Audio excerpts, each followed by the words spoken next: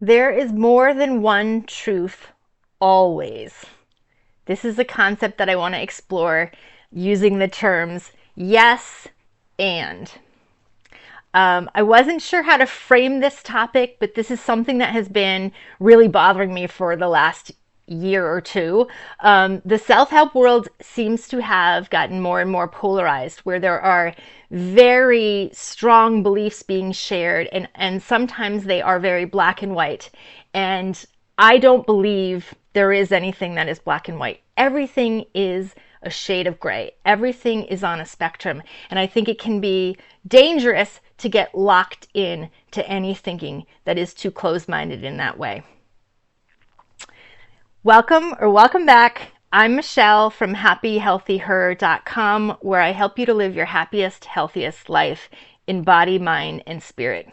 And in this week's Compassionate Chat, we are getting into this topic of exploring polarizing beliefs that can actually trap us in unhealthy states. So just as an aside, I wasn't again sure how to frame this or what to call this topic.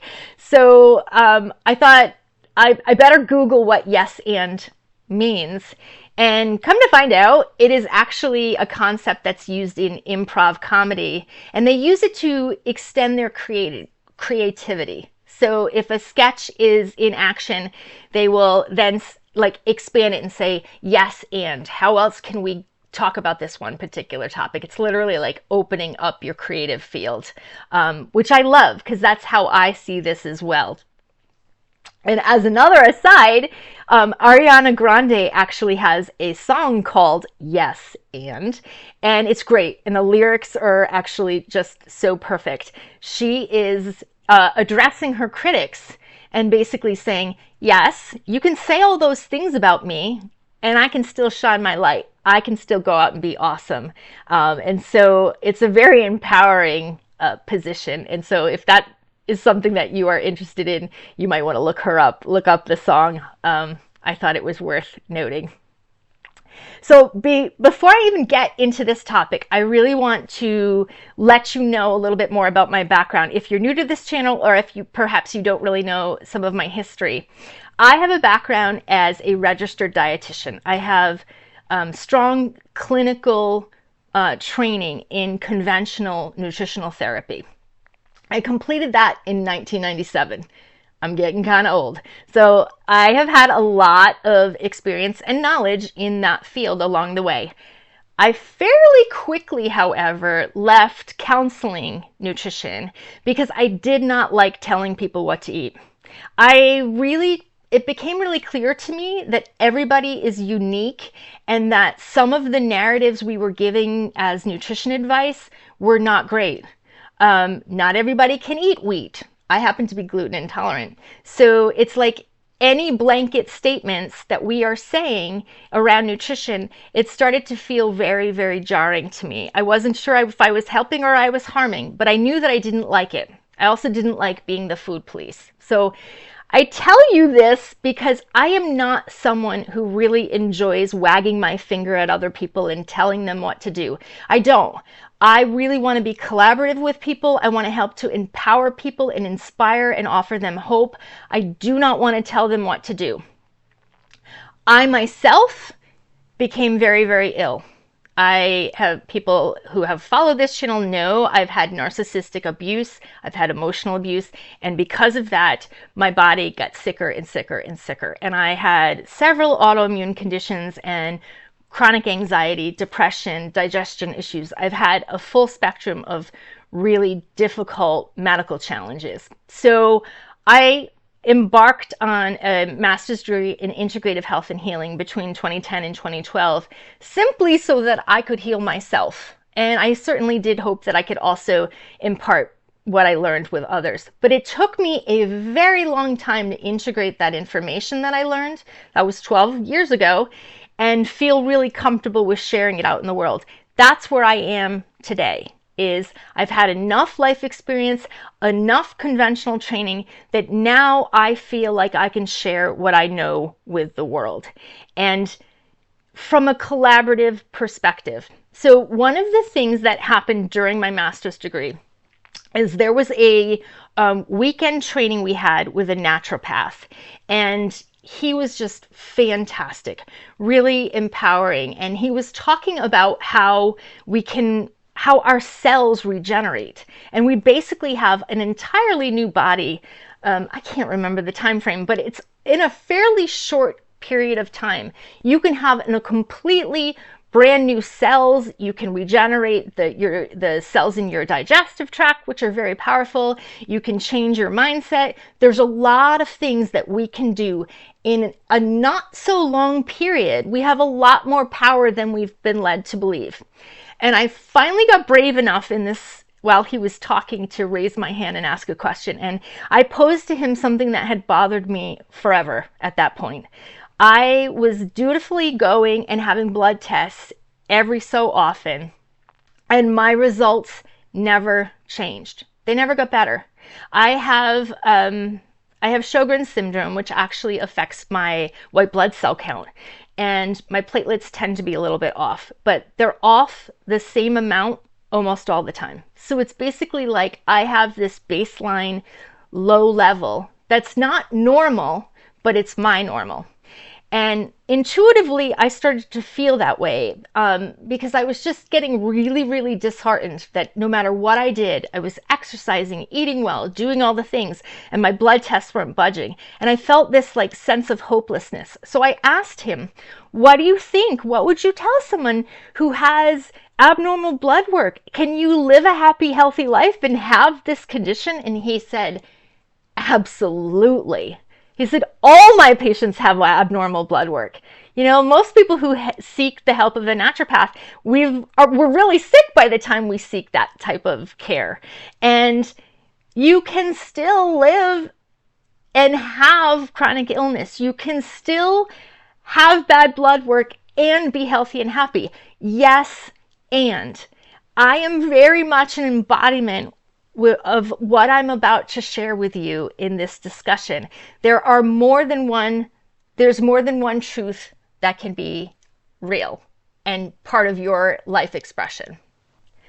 So one place where I felt very shamed is last year, basically around this concept I'm sharing, is last year I released my course, Free from Narcissists. And in that course, I actually, as part of my marketing and even in the course throughout it, I say you can and you will heal. Now, I feel like that is absolutely imperative if you have been in a narcissistic relationship, if you have been through narcissistic abuse. You have to believe that you can get out of it and that you can heal from it. Otherwise, you're going to be trapped. There's a lot of things that trap us when we are around a narcissistic person or when we are in a toxic scenario that is narcissistic. Trapping is like the big energy of that dynamic. So you have to believe that you can get out of it, and you have to be part of that. You have to be part of your own journey and part of your own healing. You have to be your own hero, basically. I firmly, firmly believe this. But shortly after I had released that course into the world, and I was so excited about it, I found this woman who was doing a podcast. She actually was like an addiction recovery therapist, and she had clinical training in therapy. So I loved the podcast. She had done it. It was on narcissism. It validated everything I was thinking about at the time and most of what I had put into the course. And a lot of the content came from one of her guests. So actually a lot of the validation was from her guest. I'm not going to say either person's name because I'm not trying to vilify anybody here. However, I went to the person's Instagram. I told her I really liked the podcast. I shared the link to my course and told her, how excited I was to be putting this work in the world. And she must have looked at my course and my materials, because her very next post on Instagram was this very damning, shaming series of screenshots that's basically said, don't tell people they can heal. Many people won't heal, and if you do this, it's shame-inducing, and it's victim blaming, and it's negative, and it's not true. And I was just like, whoa!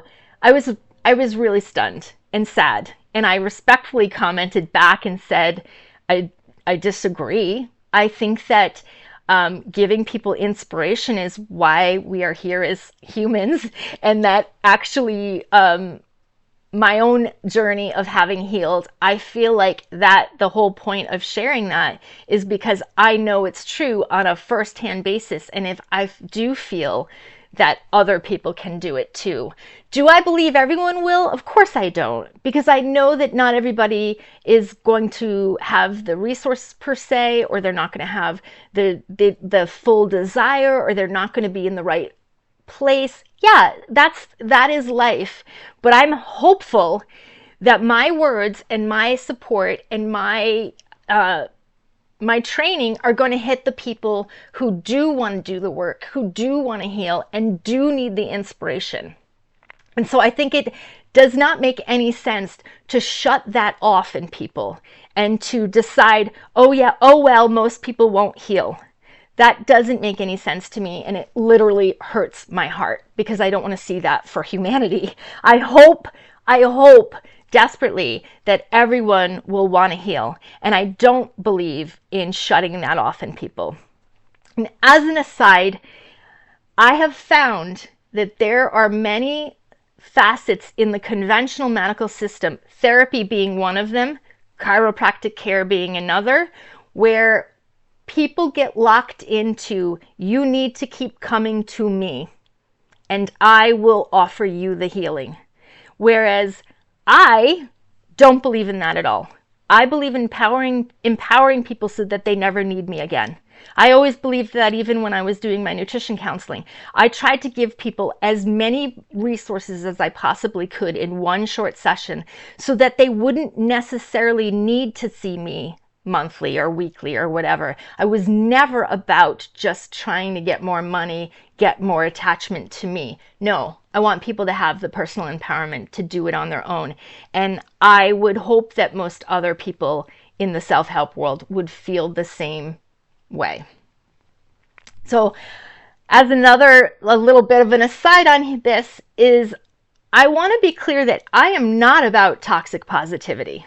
I mean, I've had dark stuff in my life, really, really hard stuff, and I share it. I share it vulnerably, I share it honestly and authentically, and I'm not framing it with like it was the best thing that ever happened. No, it was all horrible. The narcissistic abuse I've had was horrible. It knocked years off of my progress and my life. It took me out of the game, so to speak. It didn't let me shine my light or be who I needed to be, caused me a great deal of anguish and struggle. And it really did a physical toll on my body as well. There is no toxic positivity here. And I am all about owning your feelings and living your truth. If you're very, very sick, I'm not telling you you're not sick. I honor that you may be very, very sick. I just don't want you to get trapped in a belief that you're going to be there forever and there's nothing you can do to change that, because I don't believe that is true. I have seen personally in my own life and many other people's lives as well. One of the things about the master's degree that I went through is most of our instructors had been people who had been very sick. And they went on to heal and become, more powerful shamans and doctors or therapists. Or they were people who had very strong clinical training, but also had really strong life experience and had sort of overcome those odds. And I think that is really empowering for many of us. And there's nothing toxic about that. It is having people be inspirational, I think, is helpful for all of us. So in particular, the polarizing messages that I have been seeing in the self-help world, they show up all the time on memes, and they always kind of give me a sense of triggering because I shake my head and I think, why would we be telling people this? Why would we be locking people in these truths? So here's just a few of them. Don't tell me my trauma made me strong. Okay. This is a yes and. My trauma knocked me out. It did. It wiped me out. It hurt me. Like I said, but man, am I strong. I am so strong and brave and courageous. Was it the trauma that did it? A little bit. Just a little bit. It's the trauma that was the catalyst. I don't think I would ever be as strong and vibrant and even as confident as I am now if I didn't have to get knocked so far down by the narcissists in my life and the abuse and the difficult situations to the point where I had to completely rebuild myself in a new framework, stronger, braver, with a lot more clarity and even a lot more compassion. No, the trauma didn't do it, but I still am really strong. So you can still own that your trauma did something to you. It made you resilient. It made you, like I said, more compassionate. It made you see two sides of a situation. There are pros to everything. I'm not saying just look at the pro, but do not get trapped in just the negative of it. It's sort of like you have the ability to take that trauma and then make something from it. And if you're going to lock into, no, I don't want to do that, I just want to live in a space of being in trauma, well, then you're going to be in that space for a very long time. And I don't want to see that for anyone. The second is very similar. It's don't tell me my pain or my health condition can be healed. Again, this is a yes and. You can have pain and chronic health and still have the potential for healing. There still might be something that might help you. I'm not saying it's going to go away. Like I said, I still have autoimmune conditions, but I am in remission. And there's been a lot of work on my part to get to this place. But if I got locked in to a place where I was for a long time, by the way, I was in a I'm never going to heal perspective for a good long time. And then I decided that wasn't going to fly anymore. Because I got so sick, actually, that I became desperate to find a solution. And man, I found that solution. So I don't want people to get locked into that. And the third message I want to address is a lot harder and a little bit more gut-wrenching for sure. And that is, don't tell me I'll get over it. There is something every one of us has. A death, a loss, a betrayal, so many ways that our life didn't go the way we thought it was going to go. And no, you don't truly get over it. And no, I'm not trying to say to you, you should get over it. No shoulds here. I just want you to frame the fact that it can get better. You can work on it. You don't have to get trapped and stuck in this narrative of woe is me, or this thing happened to me in my childhood and I will never get over it. I'm never going to get better and I'm never going to be a productive, healthy, happy adult. That doesn't make any sense to me. That's will trap you in such negativity. And that's not what you're on this planet for. I know that for a fact. We are not meant to get stuck in the worst thing that ever happened to us.